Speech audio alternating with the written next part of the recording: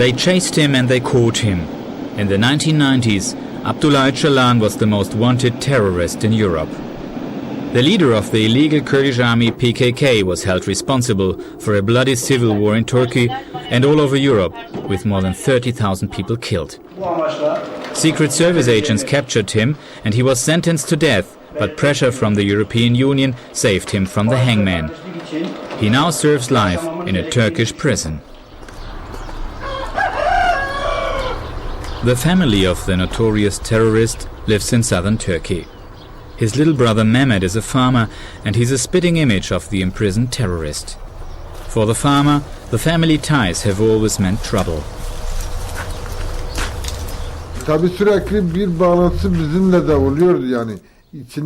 There's always a connection between us. When something happened, they immediately arrested us. Even though we were never involved, they just wouldn't leave us out. The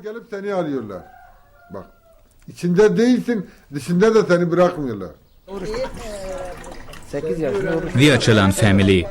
This is the first time that they allow a TV camera to film them.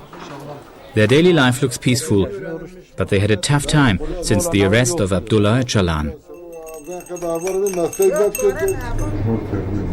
When the TV spread the news of Abdullah Öcalan's arrest, a world fell apart for Mehmet and his sister Hava.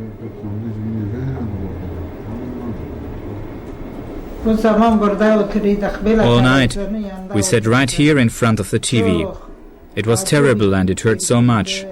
We were paralyzed. But it was not only us. The whole Kurdish world was shocked. It was as if the earth under us suddenly broke.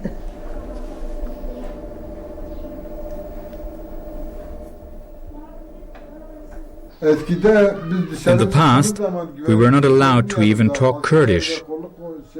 We were excluded from public life. My brother gave us our identity back.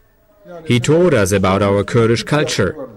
And when we watched those pictures of him being sentenced to death, we thought that there is no justice in this world.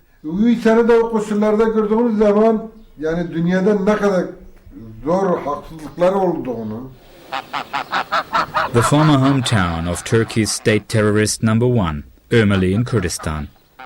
12 years ago, the entire Öcalan family was expelled. Yet the town folks are still paying the price for their former neighbors. The village was cut from electricity and a telephone line. Other villages have paved roads, Ömerli has not. Mehmet stops by for a quick visit with us. Staying longer than a few hours is impossible. For years, he's been trying to come back to his hometown, but Turkish police and military don't allow it.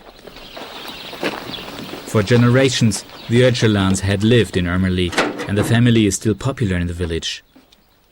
The harassment of the state power didn't change that. The people here remember Abdullah Öcalan, the man in prison, well and with warmth. For 40 years I traveled the world, but I never met someone like him. It's impressive to see how he moves, how he speaks. God didn't help him, but he should have.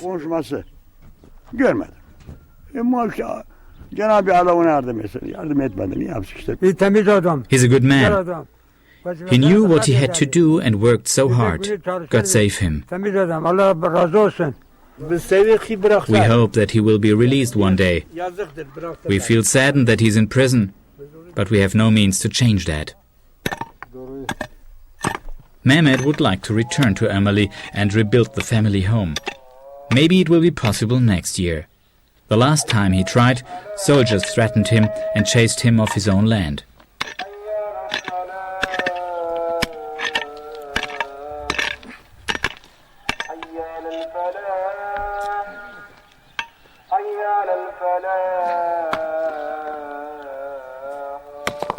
To be fair, I have to admit that we could gather stones for a wall without state forces intervening. Now we'll try to build a house on my next visit. Then we'll see how far we get, whether the military police will stop us or not. Once a month, Mehmet is allowed to visit his brother in prison. It's a long and tiring journey. For 3 days, Mehmet will be traveling on this bus, all for 1 hour visiting time. Mehmet is the most important link for the terrorists to the outside world. The next day in Istanbul, it's a different world. Modern, westernized, open-minded. This is the new Turkey. But Mehmet is worried about being recognized here. He is scared and will not give an interview on the street. Once, an angry mob chased after him when they found out who he was.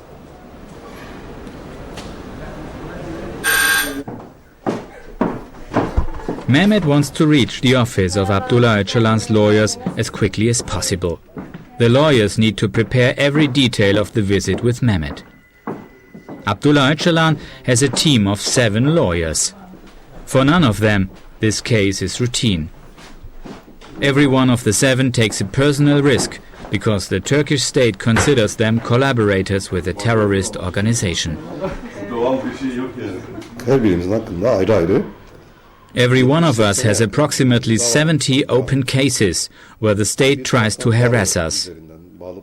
The Chamber of Lawyers, the Ministry of Justice, the State Attorney, they all are suing us. And they use a court that is dealing with the highest crimes. We are on constant threat to be imprisoned ourselves. The lawyers are officially accused to keep the separation army PKK alive, but they deny these charges, and Abdullah Öcalan, the imprisoned terrorist, has declared peace. So far, no court could find any evidence for any terrorist activities.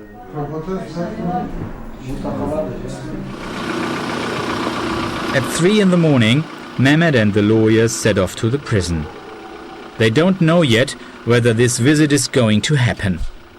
Often, the ferry trip to the prison island is cancelled by the authorities on short notice, apparently because of bad weather or technical problems on the boat.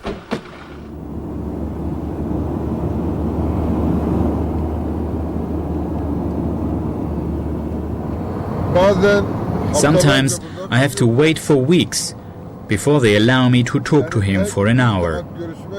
And sometimes I have to go home after a long time without having seen him at all. That's all part of the game.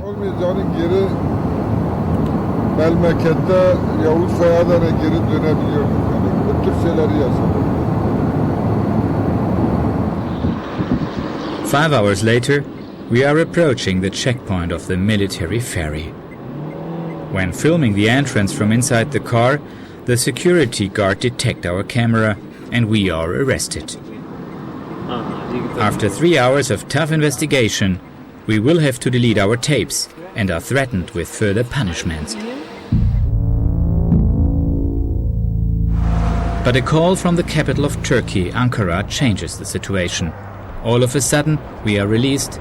We may even film how Mehmet and the 3 lawyers are shuttled to the ferry boat in a heavily guarded armed convoy. At first, the military wanted to cancel this visit because Mehmet had brought us along. But the call from Ankara changed their mind. Turkey is changing, yet it is still a long way to democracy. Marmara Military Prison. It takes 3 hours to reach the Turkish Alcatraz by boat. In the fog, the prison island is barely visible. Abdullah Öcalan is its only prisoner, like the famous Count of Monte Cristo in the novel of Alexandre Dumas. Since 2000, no pictures of the island were published. These were the last. No boats or airplanes are allowed to approach the island. And these are the last known pictures of Abdullah Öcalan, filmed on his way to the island.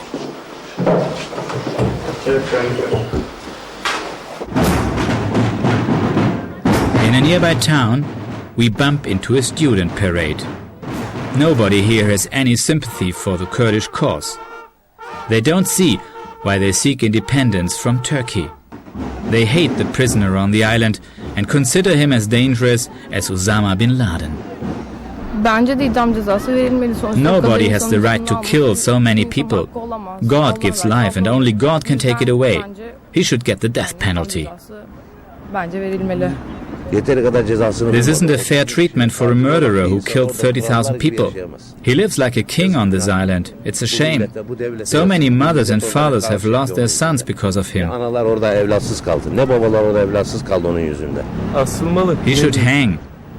He killed so many people, but he's still alive. He should hang. That's all I can say.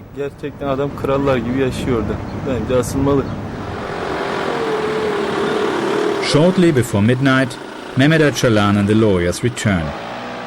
We have arranged to meet in a coffee bar. They are tired and concerned.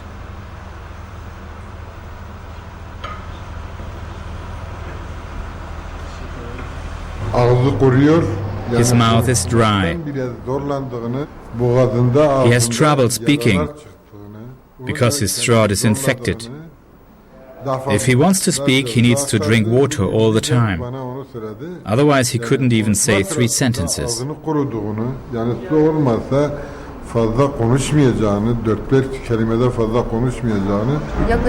This is the first time in a year that I could see him. Before, they never let me through. In the last year, he has lost so much weight. It makes me feel sad. He is so thin, weak and exhausted. Ben çok aşırı zayıfladığını gördüm. Beni çok üzdü. Çok zayıf, biraz bitkin ve yorgun gördüm kendisini. On our way back to Istanbul, we are followed by 3 cars, special forces, anti-terror units. We are told that they would take us under surveillance for our own safety. Since filming with Öcalan's lawyers, we too have become potential terrorists. For Mehmet, this is business as usual.